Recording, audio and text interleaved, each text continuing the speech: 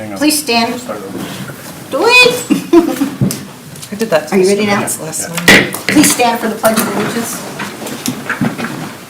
I pledge allegiance to the flag of the United States of America and to the republic for which it stands, one nation, under God, indivisible, with liberty and justice for all. Welcome to the Bryan Board of Public Affairs meeting for March 3rd, 2026. John, will you please do roll call?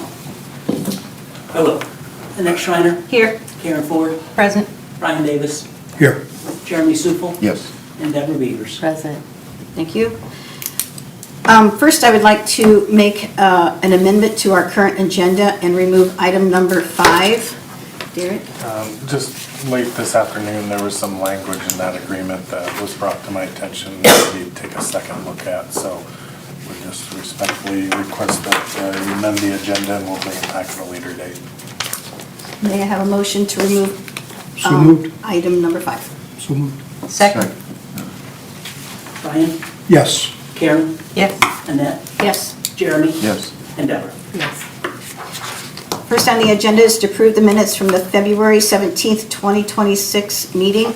Everyone, you've been presented with the meeting minutes as written. Are there any corrections or adjustments to the meeting minutes? If there are none, may I have a motion to approve the meeting minutes? So moved. Second. Brian. Yes. Jeremy. Yes. Annette. Yeah. Karen. Yes, sorry, Chairman. Yes. Next on the agenda is the hearing of public concerns. Seeing none, we're going to move on. Next on the agenda is a 2025 year in review for the electric financials. Derek. Good evening. Just to wrap up the year in review presentation with a short slide deck, take a look at the electric department's financials. As you recall, a couple weeks ago, the superintendents gave you their year in review on the project, so this will conclude that. The first slide here really focuses on the power supply, and it'll give you a brief overview of the energy sources for 2025. In total, Bryan used 175,781 megawatts of energy. This was about 3.4% below the 2025 forecast, but on the positive, it was 0.7% increase from 2024. Just taking a look at a couple of the key sources in there. Prairie State Energy Campus, that is a coal facility. That supplied about 33% of our energy needs, which was up 5.2% from 2024. And then the AMP Fremont Energy Center, or AFEC, that supplied about 23.7% of our energy needs. That was an increase of 3% from the prior year. The increases are largely due to higher generation from those facilities and then kind of coupled with lower production from other sources. So that's why you see the increase in use from those sources. Do we have a minimum that we are required to purchase based on our agreement? Yeah, but I'd have to go with agreements to get you the... Oh, that's okay, I was just curious. I assumed there was, but, Yeah. so there's no ceiling based on their production and whether or not it's available?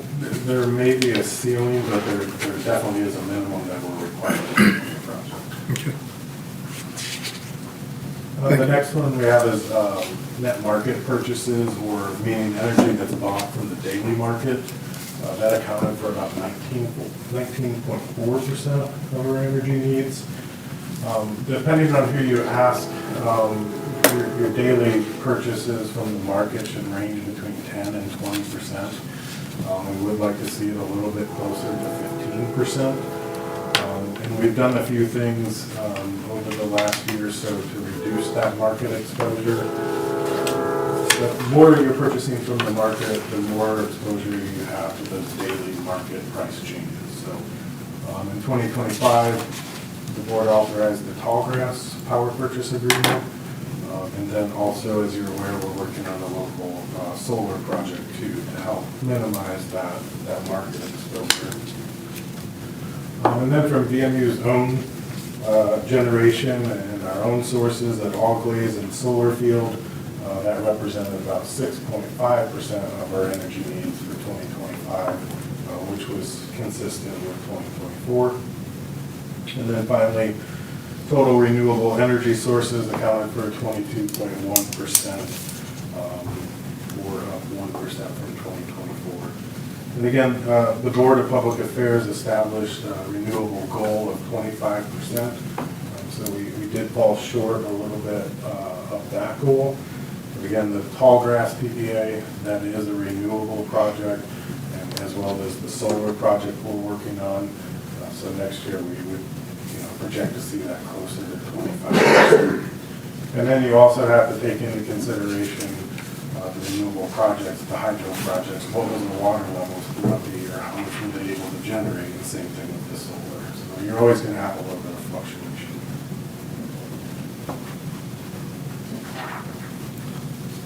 Power supply cost. So in 2025, our wholesale power supply cost was $46.48 a megawatt hour. This was up 1.5% from 2024. And the wholesale power is the cost of electricity purchased from the generators in bulk before it's delivered to the customer. And one of the factors that did increase that wholesale cost was the BPA remaining requirements contract. That contract expired in 2024, and we were purchasing power from that arrangement for $36.75 a megawatt hour. And for comparison, a lot of the projects now, you're talking $60, $70, $80 a megawatt hour. So it was considerably cheap power, and it expired at the end of 24. And it also made up almost 29% of our power supply. So it's one of the big drivers for that 1.5% increase. Next we have the congestion costs. Those were also higher than forecasted. Those increased the megawatt hour by 50 cents. And congestion happens when the transmission capacity or the ability to move electricity becomes congested, and so it raises the cost of electricity. AFAC, or Fremont Energy Center, they did have a lower cost for natural gas, so that resulted in a $1.75 per megawatt hour decrease. Prairie State as well, there was lower cost of transporting power into PJM. That was a $1 per hour megawatt hour decrease. And PJM is the regional transmission operator, and so their responsibility is moving electricity in our area. Also the sale of RECs from our renewable projects, from All Glaze and the solar field, resulted in about $291,000 in revenue. Bryan Energy Resources, so again, our own assets, our own generation units, All Glaze in the solar field, saved our customers about $8.5 million in transmission capacity cost. I'm sure when Jim gave his part of the year review, he touched on this as well. And then the last one there, our customers benefited from a negative PCA throughout the whole year. The PCA is the power cost adjustment.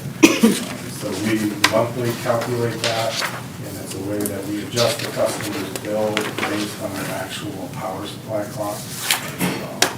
On average, it was about 1.3 cents a kilowatt hour across the whole year. And we did some calculations. It was over $2 million in savings that our customers weren't charged with the PCA. And then the chart to the right there just takes a look at the annual power supply costs, and that includes the power supply and all the operations and maintenance costs as well. That ended 2025 at $58.35. Again, you see the about $4 increase from 2024, but again, largely driven from the BP contract that expired. This slide here in this chart just breaks down the electrics department annual O&M expenses. Power supply represents the largest portion at 71.7%. Electric distribution at 18.1%. Customer service and administration 6.7%. And billing and accounting at 3.5%. All of these percentages are consistent with prior years. And again, as you can see, the majority of our expenses, nearly $11 million, are tied directly to power supply. That is typical on an annual basis.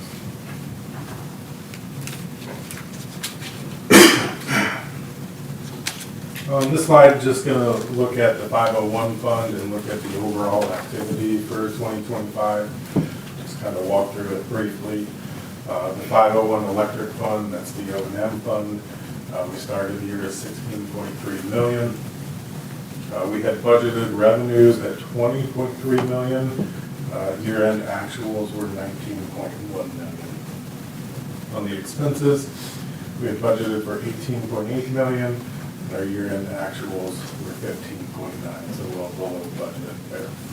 That left us with a margin of $3.2 million. The electric department, they do have debt service. That's principal only, is what you're looking at, $94,000, and that is for the AMI project. And then transfer to capital, we had budgeted the $2.2 million transfer, and that was completed. So at the end of the year, through the different activities, ending fund balance was $17.2 million, or an increase of about $957,000. When we look at the 515 electric capital fund, started the year at $2.6 million. We budgeted the $2.2 million transfer. We did that. As you can see, there is an additional $1,100 there as well. That was from the sale of some fixed capital assets that were retired. For expenses, we budgeted at $2.7 million and ended the year at $2 million. Left us with a margin of $137,000. The ending fund balance in the capital fund was $2.8 million, or an increase of about $137,000. And then when we look at both the 501 and the 515 combined, we started the year at $18.9 million, almost 19, and we ended the year just over $20 million, or an increase of $1.1 million.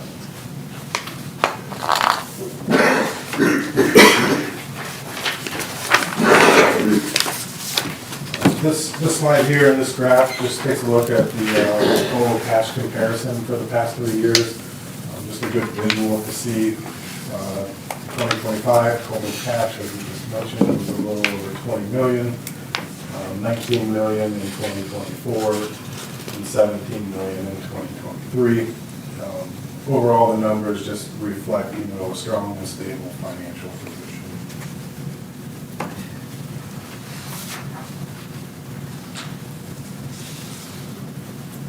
Just taking a look here at the sales rate by class.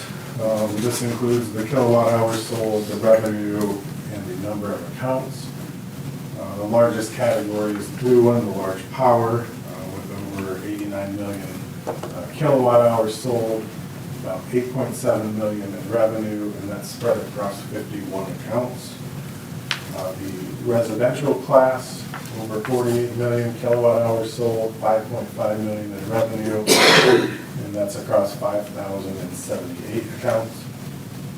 And then the commercial accounts for almost 24 million kilowatt hours sold, 2 million in revenue, 2.8 million in revenue, and that's across 698 accounts. And then the last one, the free service accounts, 6.4 million kilowatt hours, and that's spread across 234 accounts. As expected, the large power generates the most revenue despite having the fewest number of accounts. I have a question. Where would, I'm a little confused with large power and commercial. Where does industry fall? Which category? So large power, I guess we use the terms kind of interchangeably. Okay. Large power and industrial. is the same? Yeah. That's the same, okay. Yeah. So commercial is anything that's not industry or residential, basically? Some type of small business or, Yes. okay. Thank you.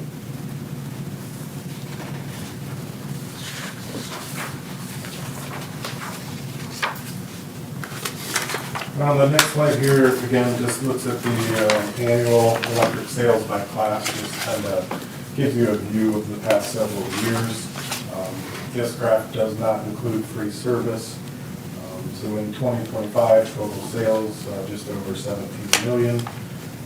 And if you look at it, it really just highlights the consistency year over year in each class, which does help us plan and budget a little more effectively for operations and future projects as well.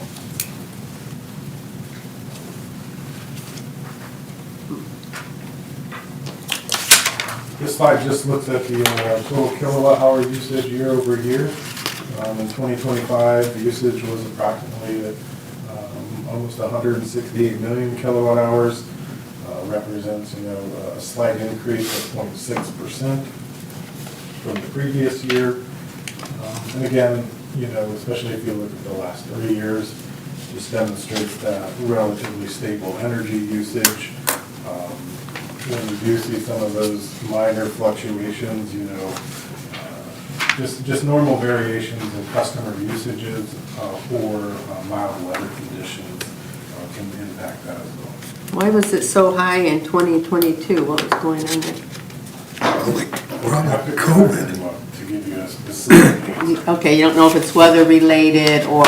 Are we still in COVID? Business-related, huh? Were we still in COVID? Well, actually, 21 That was like COVID. the year of freedom, that's, is what happened. well, I know in the business I was in, 2021 and 2022 were big after COVID. After was COVID. Really big. Maybe when things in production were. So that's what was I saying, thought you that's when we were might, ramping up everything. yeah, that's what I thought you might say, but okay. We also, I think, had a pretty hard winter that year. Had what? I didn't A hear. pretty hard winter. Oh, see, I didn't that know what could the weather be, was right, it yesterday. could be weather, it could be Yeah. business related, yeah. It's It's cold. hard to remember back that Yes, far it is. though, isn't it?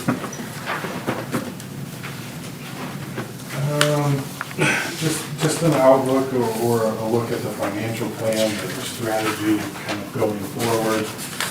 Solver and Associates, they completed a cost of service study in 2021. As a result of that, there was a 3-year rate increase that was approved by the board. Those occurred in each November from 21, 22, and 23. So November of 23 was the last rate increase for electric. Mid-year 2024, we did take a look at the expenses and the revenues with Solville and Associates again. There was no recommended action at the time. And then going into 2026, we are planning again for that full cost of service study. Those cost of service studies are typically done every 5 years, so we'll be working on that this year. And then looking forward, as always, monitor finances closely and adjust where necessary. And then continue to educate and raise awareness about peak shaving and those efforts. We've seen the $8.5 million savings earlier, and I know Jim talked about it, but just continue to share that word and that savings that is significant for our customers. And then to kind of close out the electric department, I always like to provide some information on the Good Neighbors Fund. This fund was created in 2005 by the Board of Public Affairs, and its intent was to provide assistance to B&U customers who were at risk of having their electric or water service disconnected. It is funded entirely by donations, and it's administered by NOCAC. The board has criteria that they've established in 2025. The board did approve some changes to that criteria. We increased the maximum assistance to $325 a year per household. And again, the assistance is always provided based on available funds in the fund. Throughout time, as the fund balance decreases, we do have fundraising drives. The last one was completed in 2024. And since its creation, we've received a little over $139,000 in donations.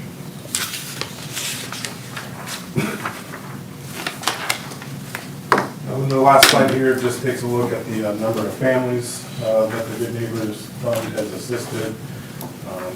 Since it was created, it's assisted 1,001 families. In 2025, it assisted 20 households. So with that, can kind of conclude the electric department here in review. Happy to answer any questions or any comments. I have a question, Derek. Back to the electric total cash comparison slide, if you want to go back, that one or the electric financials, that slide anyway. I want to make a comment about the 20 million in the O&M and capital funds, and I believe that was close to the number that we had talked about when we reevaluated our system to see how much we would need in case of an emergency, weather-related damage or something major that would come about, and that would pretty much help keep everything in Bryan running. And so if you see that number going up, there's a reason for that, because we did review the cost to the system, and that involves everything related to electric, the lines, the grid, and so am I correct in that thought? Do you remember that? I don't know if that was with you or with It was Nate. not with me. Nathan? Not sure, but I could look that up. I do have that information at home, but just to share that. Your goal was to have a surplus, is that what you were saying? Absolutely, yes. That we've always had one. That's So we fact. do have the minimum cash reserve policy as well, so. And a maximum, right? I mean, a maximum amount of, We don't have a maximum policy, but we have a minimum policy. Okay. We can't spend the fund balance below. okay. Each year. You know, But as a nonprofit, you're only allowed a maximum amount of, I would defer to John on that. okay. Sorry. And then I have Not really. I mean, Okay. just brief answer, not really. We're Okay. not really like a nonprofit in that regard. type, but not- because yeah. They have to do things to maintain their tax exempt status and all Okay. that, and we're just, Gotcha. we just are We're tax just exempt. government, so they get Okay, the. gotcha. a lot I'm of people sorry. don't realize we are tax exempt. They think we're a taxing agency. Yeah, And we're not. I had a comment on that yeah. recently. Yeah. And had to address that with the person. I have another question, Derek. Right, the next page, electric department statistics. Yeah. The free service usually has an estimated figure cost. It's in our annual report, the cost of free service. And I wonder if in future we can update our report here to show what the cost of the free service would be if we charged for that. Yeah, we can have that. Yeah, I figured it'd be easy enough to do. Thank you.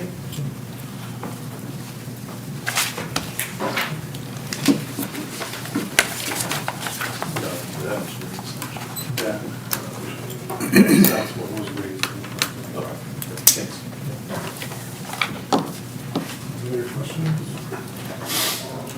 Thank you. Thank you. Thanks. Next on the agenda is to effect the semi-monthly disbursements. So may I have a motion to pay the bills? So moved. I'll second it.